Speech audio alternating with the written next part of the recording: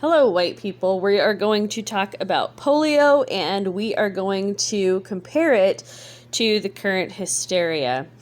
Now, in this video, I know this video is kind of long. In this video, there might be some overlap. When I was doing my research, I had to go back and look at articles. And, you know, it's interesting. A lot of stuff was updated in 2020. So it was kind of hard to find anything that was written before this pandemic, but I did find a website and I found some articles, and then I'm just going to apologize ahead of time for just reading something that's redundant or being redundant or repetitive or whatever. But this is just something very interesting that America went through, and I think that the older population might have forgotten the specifics of this. People who were born before 1955, maybe people who were born in the early 40s who were old enough to remember the hysteria, but young enough that they just can't correlate the two things. Because, I've been thinking about polio for a very long time, and I was instantly had that comparison. And anyway, so let me get into all this stuff and stop rambling.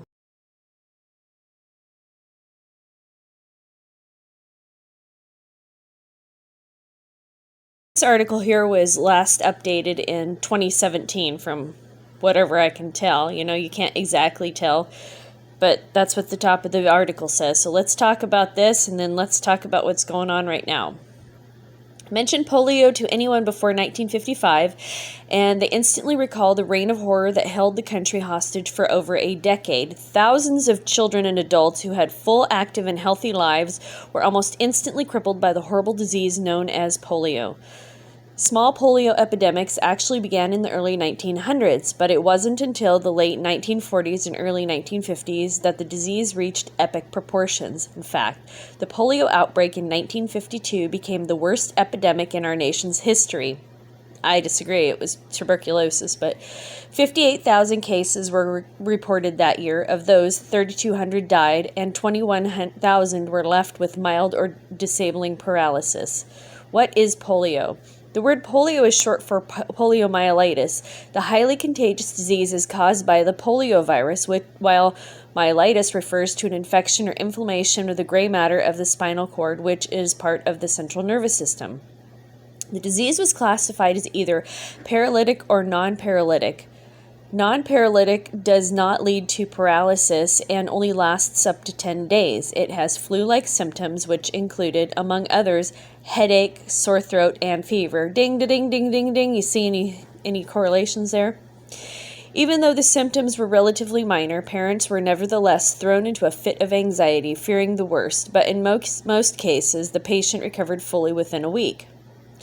One of the most startling statistics associated with non-paralytic polio is that up to 95% of polio cases had no symptoms at all.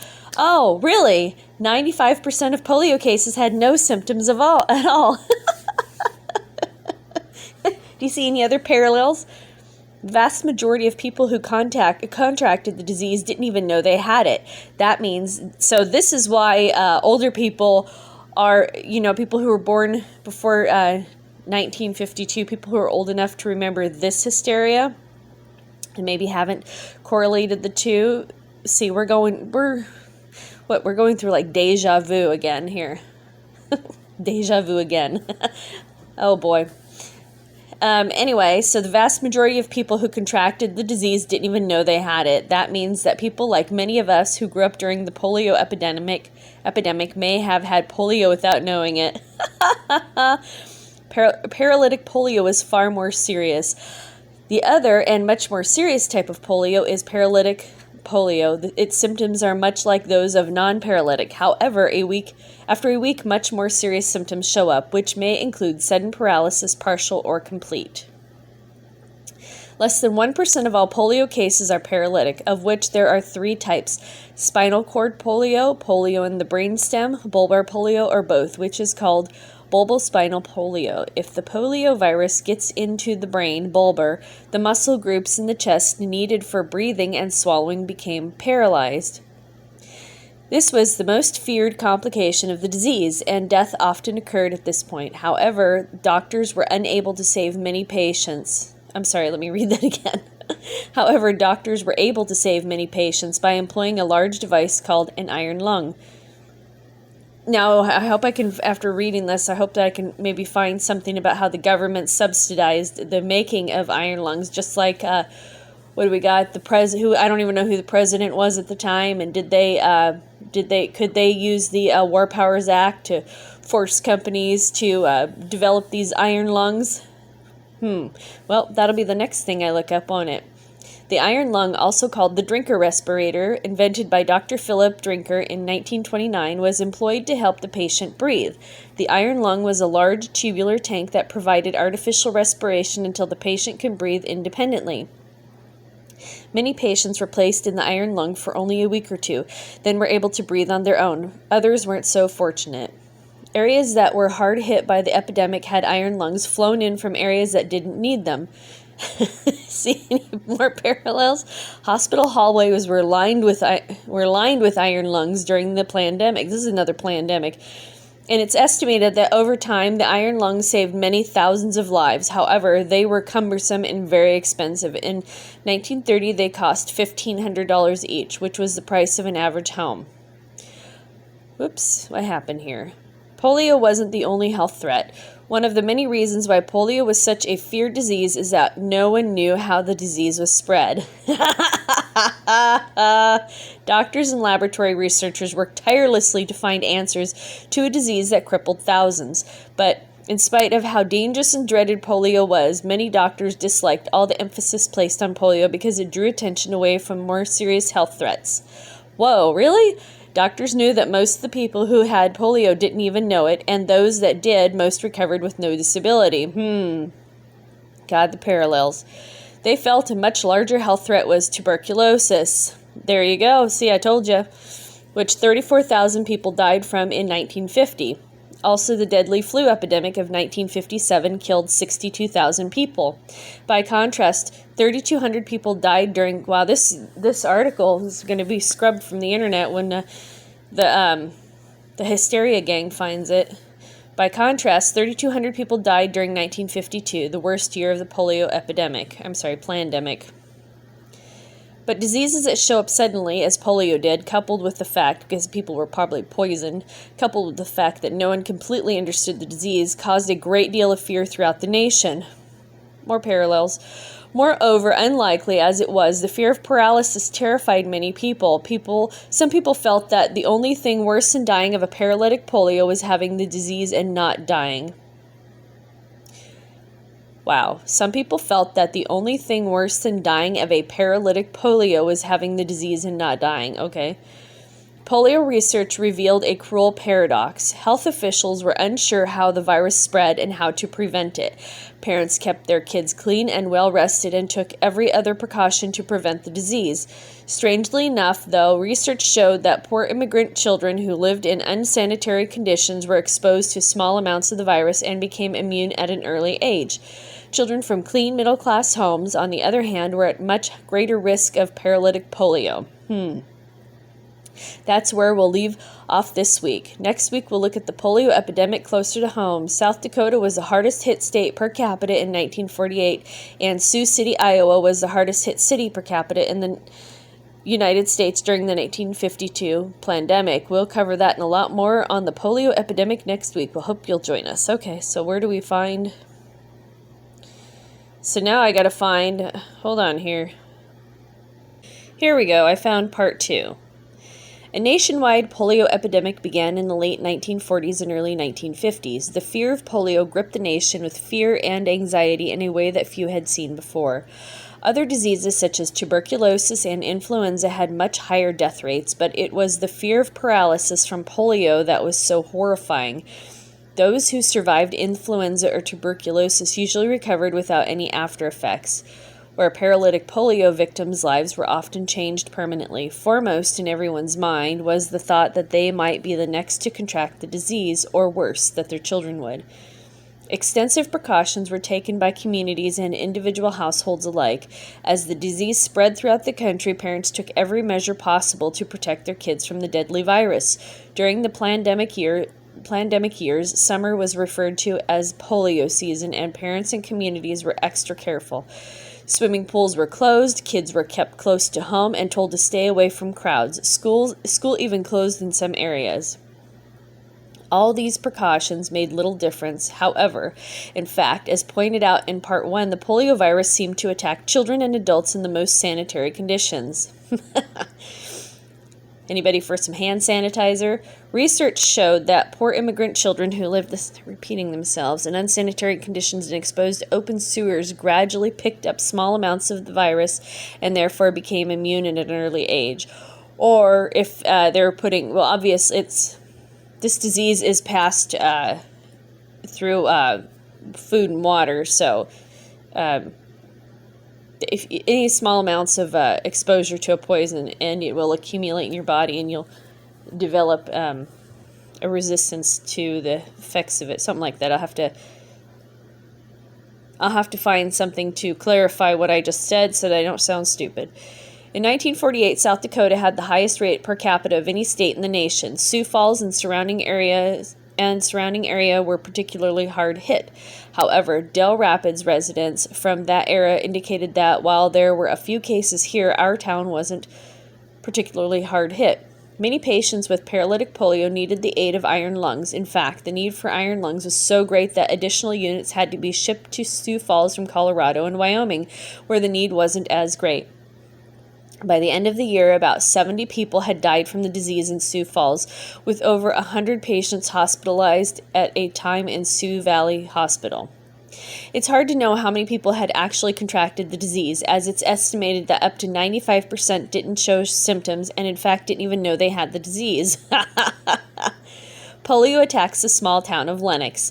Lenox was a town of 1,200 in the late 40s and early 50s. Small towns were not immune from polio outbreaks, but one wouldn't expect more than a small few. That wasn't the case in Lenox, however, whose polio epidemic was way out of proportion to the town's size. The magnitude of the Lenox epidemic created nationwide interest, and medical specialists gravitated to Sioux Falls, where the Lenox victims were hospitalized. All of the Lenox cases were unique. In some families, several members of a family were affected, while other families may have just one member affected. Some of the cases were mild, while others were much more serious, resulting in paralysis or death. One lady spent most of her life in an iron lung, but passed away in 1983 at the age of 41. She had spent 35 years in an iron lung. Oh, dear God, that's horrible. One of the victims, though, went on to become drafted while doing graduate work at the University of South Dakota and did a tour of duty in Vietnam and Cambodia. Others went on to live productive lives, and some are alive today. Miracle child first in nation to be born in iron lung. Oh boy. The most interesting case in the Lenox epidemic was that of Dennis Schoffelman and his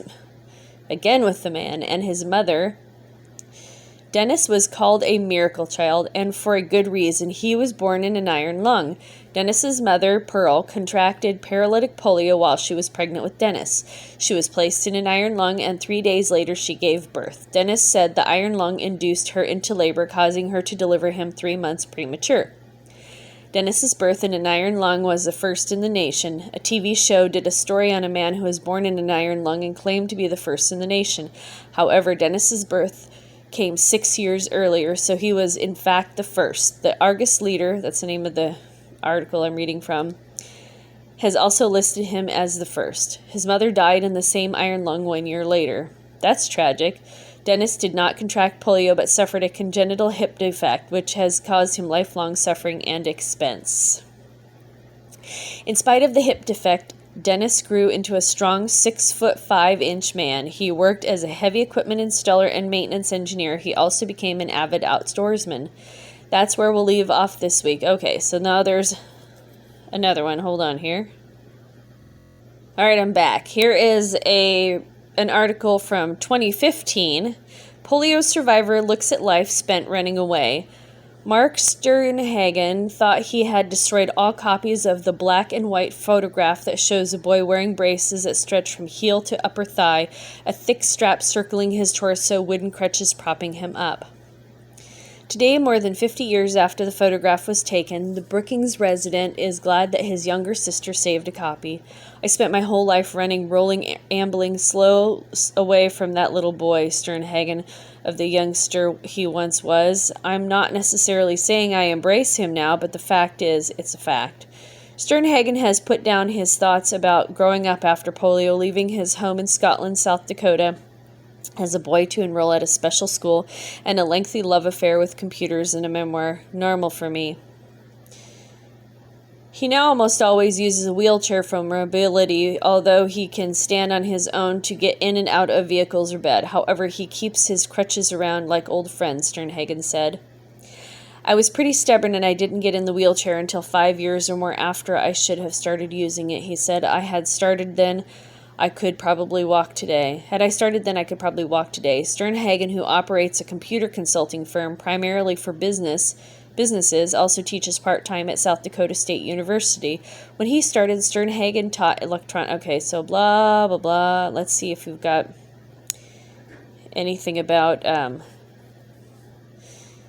polio. Let's see. Sternhagen, William and Mary Ruth Sternhagen's third son, was a toddler when polio vaccines were made available to Scotland area children. His two older brothers and an infant brother, along with cousins, received the Salk vaccine. Sternhagen was running a temperature that day, however, and was never vaccinated.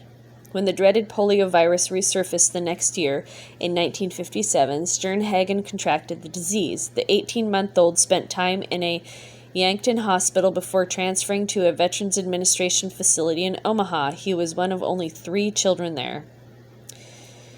It was more than a year before Sternhagen returned to his family, but circumstances meant the reunion wouldn't last. A second separation came in 1964 when he was taken to the school and hospital that had been started 12 years earlier for the rehabilitation and education of children affected by polio. With the discovery of the Salk vaccination, the school's services were changing, and Sternhagen was among the last students with polio to graduate. Now a member of Lifescape's board of directors, why do they always come up with these dumb things? Let's see. Let's see here.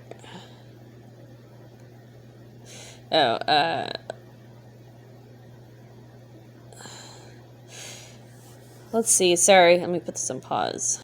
Alright, people who say, oh, polio wasn't really that bad, Sternhagen said, that it wasn't an overblown thing, or that it was an overblown thing. The one was blew my mind, okay, was that the vaccine doesn't work at all, and that doctors got together and decided to call polio cerebral palsy.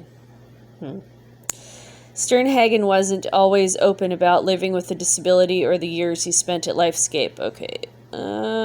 He knows his mother felt immense guilt for failing to vaccinate her son after his fever subsided. However, he refuses to pin blame anywhere. It does no good, he said. The bottom line is there really wasn't anything she could do to change that, Sternhagen said. You've got to stop looking for someone to blame.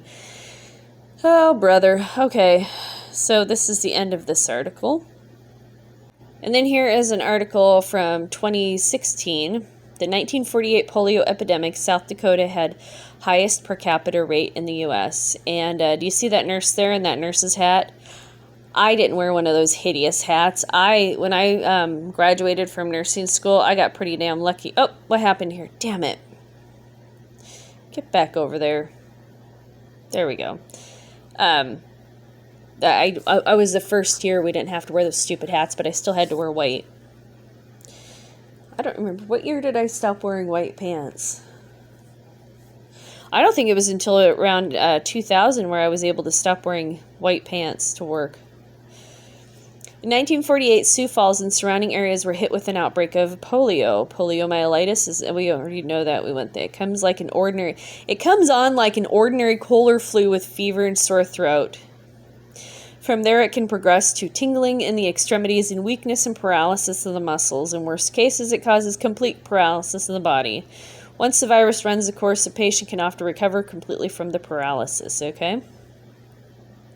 So, I'm going to speculate, because I have no proof and no way of testing, that the polio virus is probably some sort of neurotoxin that they were either spraying on us or putting in our water system. But I don't know how many people were on well water, so it would have to be through food, because people were getting... now we have to look up the history of grocery stores and see when, on commercial farming, and when that all started, right? I just don't know off the top of my head. Let's see here. As this disease spread through the U.S., panic spread as well. A child's fever and sore throat could send parents into fits of anxiety. When cases of polio were on the rise in the summer of 1948, the pools closed down in hopes of limiting the exposure. School would later be called off for a couple of weeks. Some afflicted with the virus would show no symptoms and indeed never knew that they had it. How did they know that they had the virus and they recovered without knowing it? Because it was fake. Let's see here.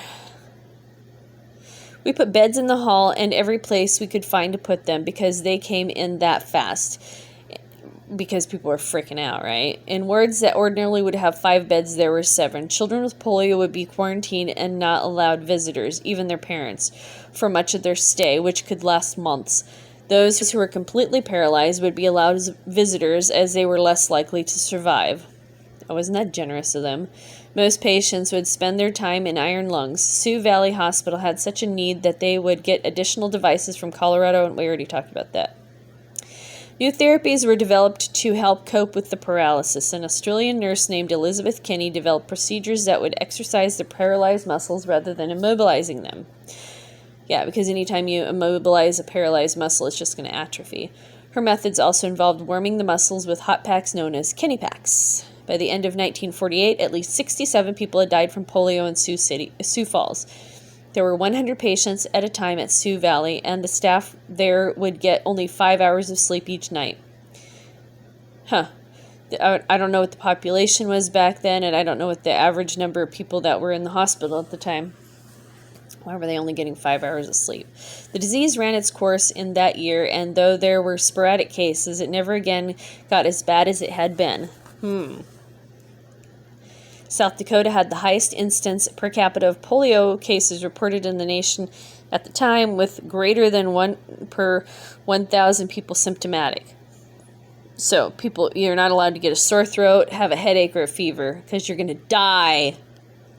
In 1955, Jonas Salk's polio vaccine was developed, and cases of polio in America declined dramatically. Okay, so this started in 1948, and declined dramatically in 1955. Oh, and just as a side note, and some other reading that I have been doing over in Africa, they've been giving the polio vaccine to people in Africa, and guess what? People who get the vaccine are getting the disease.